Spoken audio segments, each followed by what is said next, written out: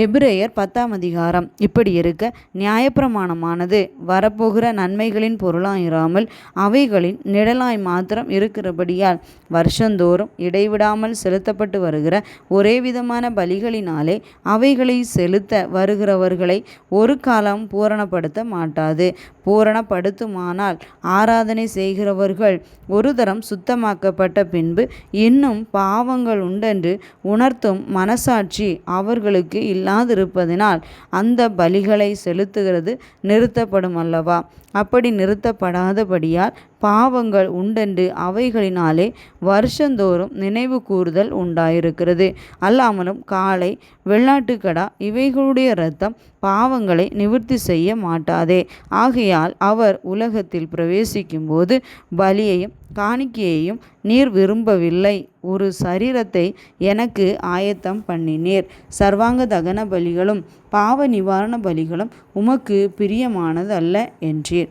அப்பொழுது நான், தேவனே, உம்முடைய சித்தத்தின்படி செய்ய இதோ வருகிறேன், புஸ்தகச் சுருளில் என்னை குறித்து எழுதியிருக்கிறது என்று சொன்னேன் என்றார். நியாயப்பிரமாணத்தின்படி செலுத்தப்பட்டு வருகிற பலிகளை குறித்து மேற் சொல்லியபடி பலியையும் காணிக்கையையும் சர்வாங்க தகன பலிகளையும் பாவ நிவாரண பலிகளையும் நீர் விரும்பவில்லை, அவைகள் உமக்கு பிரியமானதல்ல என்று சொன்ன பின்பு, தேவனே, உம்முடைய சித்தத்தின்படி செய்ய இதோ வருகிறேன் என்று சொன்னார். இரண்டாவதை நிலைநிறுத்துவதற்கு முதலாவதை நீக்கி போடுகிறார். இயேசு கிறிஸ்துவனுடைய சரீரம் ஒரே தரம் பலியிடப்பட்டதினாலே அந்த சித்தத்தின்படி நாம் பரிசுத்தமாக்கப்பட்டிருக்கிறோம்.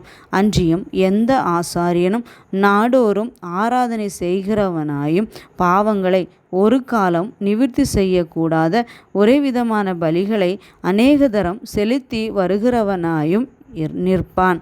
இவரோ பாவங்களுக்காக ஒரே பலியை செலுத்தி என்றென்றைக்கும் தேவனுடைய வலது பாரிசத்தில் உட்கார்ந்து இனி தம்முடைய சத்துருக்களை தமது பாதபடியாக்கி போடும் வரைக்கும் காத்து கொண்டிருக்கிறார். ஏனெனில் பரிசுத்தமாக்கப்படுகிறவர்களை ஒரே பலியினாலே இவர் என்றென்றைக்கும் பூரணப்படுத்தியிருக்கிறார்.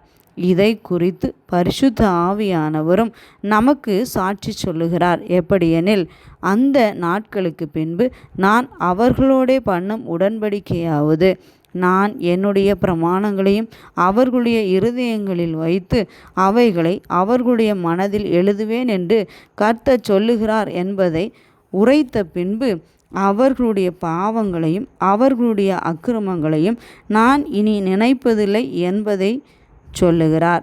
இவைகள் மன்னிக்கப்பட்டது உண்டானால் இனி பாவத்து நிமித்தம் பலி செலுத்தப்படுவதில்லையே.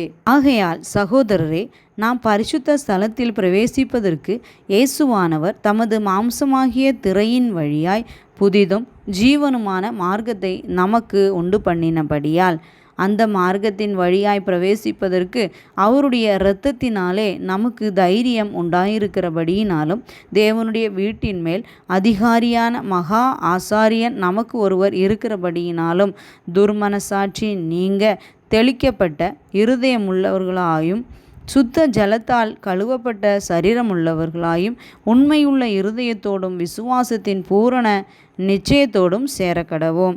அல்லாமலும் நம்முடைய நம்பிக்கையை அறிக்கையிடுகிறதில் அசைவில்லாமல் உறுதியாயிருக்க கடவோம். வாக்குத்தத்தம் பண்ணினவர் உண்மை உள்ளவராயிருக்கிறாரே.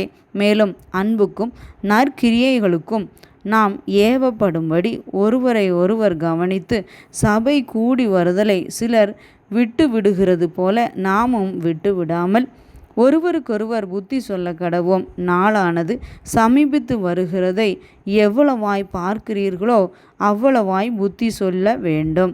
சத்தியத்தை அறியும் அறிவை அடைந்த பின்பு நாம் மனப்பூர்வமாய் பாவம் செய்கிறவர்களாய் இருந்தால் பாவங்களின் நிமித்தம் செலுத்தத்தக்க வேறொரு பலி இனி இராமல் நியாய தீர்ப்பு வருமென்று பயத்தோடு எதிர்பார்க்குதலும் விரோதிகளை பட்சிக்கும் கோபாக்கினியுமே இருக்கும். மோசேயனுடைய பிரமாணத்தை தள்ளுகிறவன் இரக்கம் பெறாமல் 2-3 சாட்சிகளின் வாக்கினாலே சாகிறானே. தேவனுடைய குமாரனை காலின் கீழ் மிதித்து தன்னை பரிசுத்தம் செய்த உடன்படிக்கையின் இரத்தத்தை அசுத்தமென்றெண்ணி கிருபையின் ஆவியை நிந்திக்கிறவன் எவ்வளவு கொடிதான ஆக்கினைக்கு பாத்திரவானாய் இருப்பான் என்பதை யோசித்து பாருங்கள். பழிவாங்குதல் எனக்குரியது, நானே பதில் செய்வேன் என்று கர்த்தர் சொல்லுகிறார் என்றும், கர்த்தர் தம்முடைய ஜனங்களை நியாயம் தீர்ப்பார் என்றும் சொன்னவர் இன்னார் என்று அறிவோம். ஜீவனுள்ள தேவனுடைய கைகளில் விழுகிறது பயங்கரமாயிருக்குமே. முந்தின நாட்களை நினைத்து கொள்ளுங்கள். நீங்கள் பிரகாசமாக்கப்பட்டிருந்த அந்த நாட்களில் உபத்திரவங்களாகிய மிகுந்த போராட்டத்தை சகித்தீர்களே. நிந்தைகளாலும் உபத்திரவங்களாலும் நீங்கள் வேடிக்கையாக்கப்பட்டதும் அல்லாமல் அப்படி நடத்தப்பட்டவர்களுக்கு பங்காளிகளும் ஆனீர்கள். நான் கட்டப்பட்டிருக்கையில் நீங்கள் என்னை குறித்து பரிதபித்ததுமன்றி பரலோகத்தில் அதிக மேன்மையும் நிலையுள்ளதுமான சுதந்திரம் உங்களுக்கு உண்டென்று அறிந்து உங்கள் ஆஸ்திகளையும் சந்தோஷமாய் கொள்ளையிட கொடுத்தீர்கள். ஆகையால் மிகுந்த பலனுக்கு ஏதுவான உங்கள் தைரியத்தை விட்டுவிடாதிருங்கள். நீங்கள் தேவனுடைய சித்தத்தின்படி செய்து வாக்குத்தத்தம் பண்ணப்பட்டதை பெறும்படிக்கு பொறுமை உங்களுக்கு வேண்டியதாய் இருக்கிறது. வருகிறவர் இன்னும் கொஞ்ச காலத்தில் வருவார், தாமதம் பண்ணார். விசுவாசத்தினாலே நீதிமான் பிழைப்பான். பின்வாங்கி போவானானால் அவன் மேல் என் ஆத்துமா பிரியமாயிராது என்கிறார். நாமோ கெட்டுப்போக பின்வாங்குகிறவராயிராமல் ஆத்துமா ஈடேற விசுவாசிக்கிறவர்களாய் இருக்கிறோம்.